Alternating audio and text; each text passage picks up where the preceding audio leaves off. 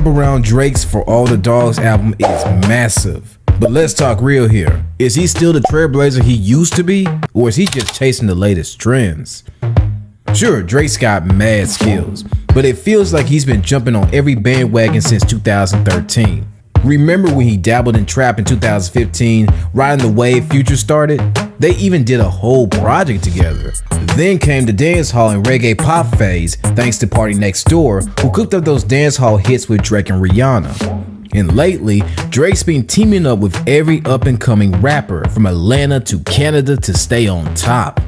Now he's rapping like he's from the UK over drill beats, and not everyone's feeling it. So what happened to the Drake of Crew Love and Pound Cake? Some say he lost his way, all because of his habit of chasing trends. Let's unravel the journey of Drake, from trendsetter to trend chaser. Drake's career is full of chart toppers, transformations, and intriguing twists. I mean, the guy has had a decade that's hard to beat. 5 Billboard topping albums, 3 mixtapes, and more top 10 singles than you can shake a mic at. But there's more than meets the eye. Early on, Drake was like the poster child for sincerity in music. He made his name crafting soul-barring deep dive tracks. Teaming up with his trusted producer and engineer, 40, they cooked up sounds that were basically game changers. In those glory years from 2010 to 2013, it felt like everyone and their cousin wanted to sound just like Drake. Fast forward to today, and the script seems flipped. Some say Drake's been chasing trends instead of blazing his own trail. It's like he's more into staying cool than staying true.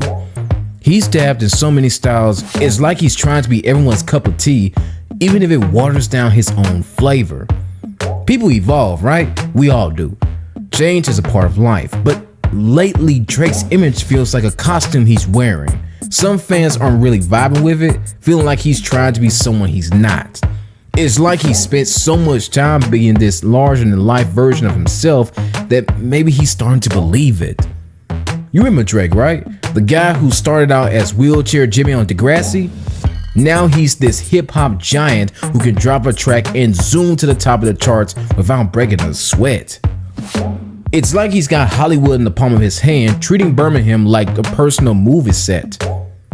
Now let's rewind a bit to the days when R.B. Drake Graham was just a kid. Born in 1986 in Toronto, Canada, his background was a colorful mix. His dad was a drummer for rock legend Jerry Lee Lewis, and his mom had some legendary babysitting gigs, like looking after Aretha Franklin's grandkids. Talk about growing up with music in your blood. But his parents split when he was just 5, and he grew up with his mom in an affluent neighborhood in Toronto called Forest Hill. Sure, it sounds fancy, but it wasn't all champagne and caviar. They rented a basement, not a mansion, and Drake's mom worked her heart out to give him the best. Drake's mixed heritage, being African American and Jewish, made him feel like an outsider, even in Forest Hill. It's like he's straddled 2 worlds, never quite fitting in completely. It's a feeling a lot of us can relate to in our own ways. Now about his dad, Dennis, he's the one who really got Drake into music. Dennis used to take young Drake to bars in Toronto, and sometimes he even pushed his son to hop on stage and sing. The seeds of Drake's musical journey were planted early. But Dennis moved to Memphis after his divorce and got caught up in some legal trouble related to drugs. He ended up in jail. While in prison, he'd save phone time to talk to Drake and even rap to him over the phone. Drake, in turn, started rapping himself, father-son bonding even behind bars. Yet, Dennis wasn't around as much as Drake would have liked. The absence of his father became a recurring theme in Drake's music, a longing for the relationship they never had. Drake's journey began when a classmate's Asian dad got him an audition for Degrassi, where he played Jimmy Brooks. But his music dreams never faded. During breaks, he hit the studio with Noah and producer 40, crafting the sound that defined his career. When Degrassi ended, mixtapes like Room for Improvement and Comeback Season dropped, propelling Drake's music career. Then Jazz Prince, son of label founder James J. Prince, discovered Drake's music on MySpace. Lil Wayne got interested, and Young Money Entertainment was born. In Atlanta, they created tracks like Forever and Stunt Hard, setting the stage for Drake's meteoric rise. His EP, So Far Gone, in 2009 skyrocketed thanks to hits like Best I Ever Had. Drake's uniqueness, he effortlessly blended rapping and singing when hip-hop was in its auto-tune phase.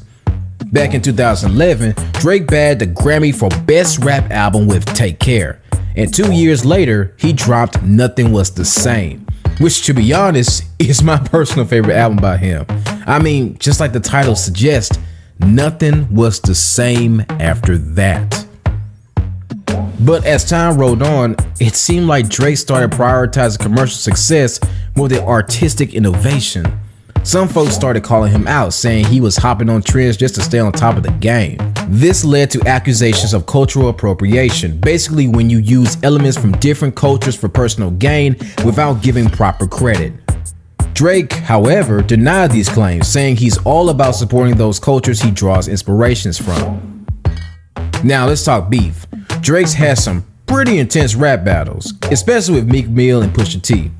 He took Meek Mill down with diss tracks like Charged Up and Back to Back, which earned him the victory in that feud. But when Pusha T came along and dropped The Story of Adidon, where he exposed Drake for having a secret baby, that one hit Drake pretty hard and made him rethink his tough guy persona.